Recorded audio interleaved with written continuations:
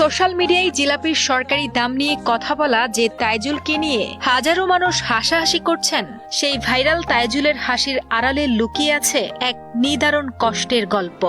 আমার মনে কষ্ট তো না পাই, ভিডিও বানালে যখন আমার কষ্টগুলো ভাসবে, আমার মনে আমার চোখ দিয়ে পানি না ধরে, তখন আমি ভিডিওগুলো দেখি মনের ভিতরে আনন্দ দেই আর কি। তিনি কোনো সাংবাদিক নন, অনেক ভুয়া সাংবাদিকদের মতো নিজেকে সাংবাদিক দাবিও করেন না তিনি, বরং তপ্ত রোদে ঘাম ঝরানো এক নির্মাণ শ্রমিক কুড়িগ্রামের তাইজুল ইসলাম, যার ঘরে রয়েছে অসুস্থ ও শ্রবণ প্রতিবন্ধী মা বাবা আর ছোট ছোট ভাই বোন।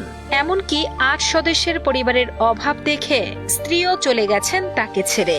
বিয়ের সাথে বলতে করছিলাম 2-2.5 বছর এক মেয়েকে বিয়ে করছিলাম, 4 মাস সংসার করছিলাম। আমার ফ্যামিলিতে সদস্য বেশি, আইসি ব্যয় বেশি, ওখানে টাকা না ঢুকলে যা কিছু হয় এরকম সবাই তো বুঝতে পারছে না। বউ আমার ডিভোর্স হয়ে গেল। বোকাশোকা এই মানুষটির ভিডিও বানানোর উদ্দেশ্য ভাইরাল হওয়া নয়, বরং নিজ এলাকার দুর্দশার চিত্র মানুষের কাছে তুলে ধরা ও পরিবারের মুখে দুমুঠো ডাল ভাত জোগানোর করুণ আকুতি। তাজু ভাই তো আমাদের মনের কথাগুলা তুলে ধরে, কিন্তু কাজ হয় না। তো ভিডিও বানায়, আমাদেরকে নিয়ে বানায়, আমাদের ক্ষোভ গুলা সে বোঝে। কুড়িগ্রামের নাগেশ্বরী উপজেলার নারায়ণপুর ইউনিয়নের চরাঞ্চলের এক জরাজীর্ণ ঘরে পরিবার নিয়ে বাস তাইজুল ইসলামের। নদী ভাঙ্গনের কবলে সর্বস্ব হারিয়ে এখন অন্যের জমিতে ঠাঁই নিতে হয়েছে তাদের। বাবা সিরাজ ফকির আর মা তাহেরা বেগম উভয়ই অসুস্থ এবং শ্রবণ প্রতিবন্ধী। বাপ টসা আর মাও টসা, অনেক গানে কম শোনে, দুইটাই বোনক বিয়ে দিছে। খুব গরিব অসহায় মানুষ, মানুষের বাড়ি রাখবে একটু ঘটপলি খাড়া আছে। পরিবারের বড় ছেলে হিসেবে 8 জনের সংসারের বোঝা বইতে তাইজুল পাড়ি জমান ঢাকা শহরে। ঢাকায় রাজমিস্ত্রির জোগালি হিসেবে হাড়ভাঙা খাটুনি তার নিত্য সঙ্গী। নিজের জীবনের এই সীমাহীন কষ্ট ভুলতেই শখের বশে মোবাইল কিনে ভিডিও তৈরি করেন বলে জানান তাইজুল। ছোটবেলা থেকে আমার মা মাটি কাটে, আমার অনেক কষ্ট। রড মিস্ত্রি শ্রমিক হিসেবে কাজ করি আমি। ওই পেশায় এই পর্যন্ত কাজ করতে আছে।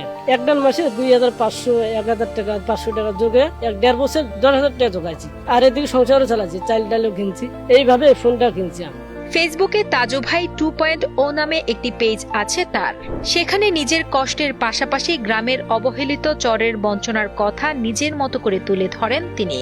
তার এই অভিনব উপস্থাপন ভঙ্গি অনেকের কাছে হাসির খোরাক জোগালে রাতারাতি ভাইরাল হয়ে যান তিনি। সন্ধ্যাবেলা দেখি একজন ফোন দিয়ে বললো, তোমার পেজ ভাইরাল হয়ে গেছে। মনের ভিতরে অনেক খুশি, এদিকে খুশি, এদিকে রাত্রে আবার চিন্তা ভাবনা আমার হলো, বাড়িতে আবার চাল ডাল নেই, এগুলো কাকে বলি। ভাইরাল হয়ে রাতারাতি পরিচিতি পেলেও ভাগ্যের চাকা ঘোরেনি তাইজুলের। ফেসবুক থেকে এখনো নেই কোনো আয়, নেই নিজের বিন্দু মাত্র সঞ্চয়। ঈদের ছুটি শেষে অভাবের তাড়নায় তাই আবারও ঢাকায় সেই শ্রমিকের জীবনে ফিরে যাওয়ার প্রস্তুতি নিচ্ছেন তিনি। আমার বাড়িতে খুব সমস্যা, চাল ডাল নেই, অমুক তমুক নাই, ঢাকা যাওয়া লাগবে। আবার আমার বোন সামনে যেতে পরীক্ষা দিতে যাবে, সেখানে খরচ দিতে হবে। এরকম কল্পনা করে আমি তাড়াতাড়ি ঢাকায় যাবো। তাইজুল যেন বাংলার সহজ সরল প্রান্তিক জনগোষ্ঠীর এক প্রতিচ্ছবি। তাকে নিয়ে উপহাস না করে তার অসহায় পরিবারের পাশে দাঁড়ানোর আহ্বান জানান স্থানীয় জনপ্রতিনিধি ও এলাকাবাসী।